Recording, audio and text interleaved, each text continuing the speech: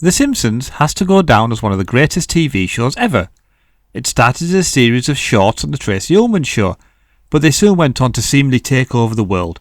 They had their faces everywhere, and it seemed only right that eventually they got their own computer game. And this brings us today, looking at the Simpsons Arcade game. Let's just get this out in the open now. I believe this is the greatest Simpsons game ever made. I mean, the bar isn't exactly that high, is it? But the question should be, with a franchise as big as this, why has it not been bettered since?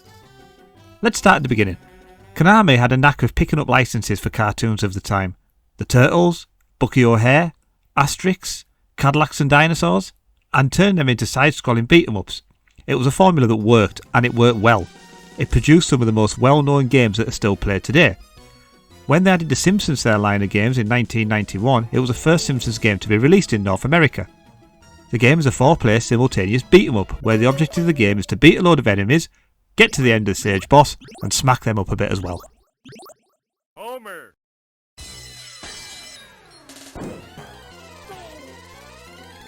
It's basically the same idea as many other Konami titles of the time, but this one is set in the Simpsons world.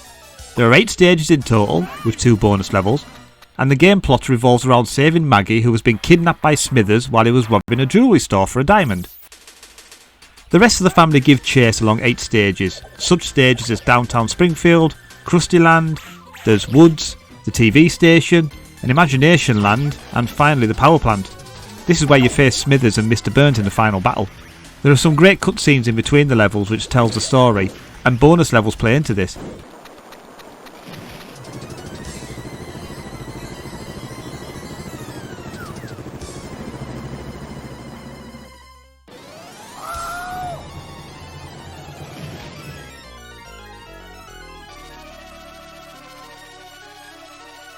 Anyone fancy slapping their characters to wake them up? Why not? The bonus levels are just standard button mashes to gain you extra points. Ready? Go.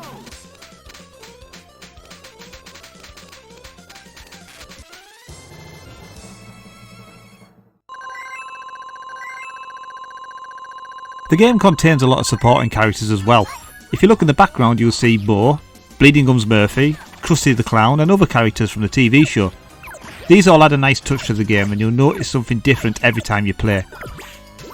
There's a lot of voice actors that are not the original from the TV show, but you can kind of forgive Konami for wanting to pay those stars the money they would have been asking at the time. All the Simpsons characters are well animated, all have their own weapons and individual snippets if you leave the controls for long enough. How's my hair?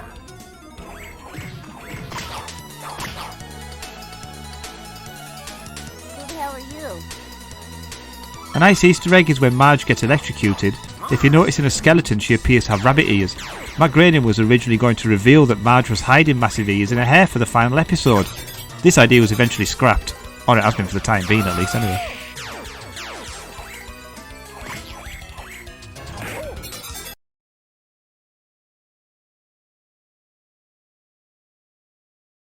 Eventually you defeat Mr. Burns and the Simpsons are reunited. There is a nice end credits scene and the game restarts with a harder difficulty level. Controlling the family is easy enough, one button punches, the other one jumps. You can pick up weapons along your way and there's food to eat to help get your health bar back up. Other than that, it's just a battle to the end.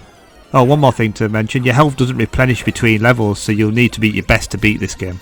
I love this game and it's well worth a blast. There are only 2 ports available for the game, one is on the PC and the one you see in footage of at the moment is for the Commodore 64. I'm amazed how much they managed to fit on the Commodore 64 and it's a shame it was never ported to other computers of the time. The Simpsons went from strength to strength, however the computer games didn't. It's a shame apart from 1 or 2 exceptions, the rest of the outings have been utter dross. Still, at least we've got this one. That's all for this episode of Noob Game Reviews. Thanks for watching, don't forget to like and subscribe and I'll see you next time on Noob Game Reviews.